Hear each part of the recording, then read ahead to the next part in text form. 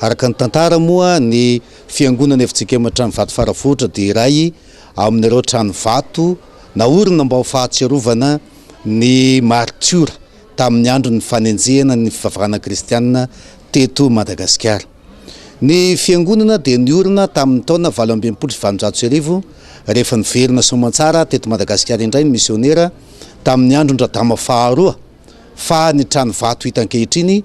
dia naorina sy nitokanana tamin'ny taona 790. Ireo martiora izay nodorana velona teto faravohitra no tsarovana amin'izany ny trano vato lehibe zany,